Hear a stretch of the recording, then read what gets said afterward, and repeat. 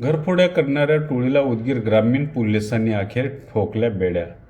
रात्रीच्या वेळेला घरे फोडून नागरिकांना लुटणाऱ्या अट्टल चोरांच्या टोळीला उदगीर ग्रामीण पोलिसांनी अखेर बेड्या ठोकल्या आहेत।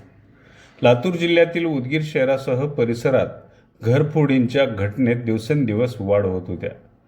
8 एप्रिल रोजी रात्रीच्या वेळी उदगीर शहरातील नारायण पुंडलिकराव बनसोडे यांचे घर फोडल्याची घटना घडली होती। त्यावरून उदगीर ग्रामीण पोलीस ठाण्यात गुन्हा देखील नोंद करण्यात आला होता। मात्र गुन्हा दाखल झाल्यापासून उदगीर ग्रामीण पोलीस ठाण्याचे पोलीस या चोरांच्या टोळीच्या शोधातच होते।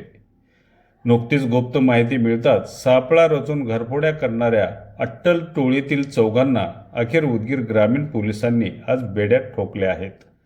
या चोरट्यांकडून 5 तोळे सोन्यांचे दागिने, गुन्ह्यात वापरलेली साहित्य, 83,250 रुपये रोख आणि एक ऑटो असा एकूण मुद्देमाल पोलिसांनी जप्त करून बळीराम विश्वनाथ कुळसकर राहणार नांदेड, अनिल सीताराम चव्हाण राहणार हिंगोली, हनुमंत बापूराव पवार राहणार भोकर, पिराजी हरिश्चंद्र कुसळे राहणार निलंगा जिल्हा लातूर असे या 4 चोरट्यांचे नावं असून उदगीर ग्रामीण पोलिसांनी यांना अखेर बेड्यात ठोकले आहेत। या प्रकरणी पुढील तपास सुरू असून आरोपींकडून आणखीन काही गुन्ह्याची उकल होण्याची शक्यता पोलिसांना आहे।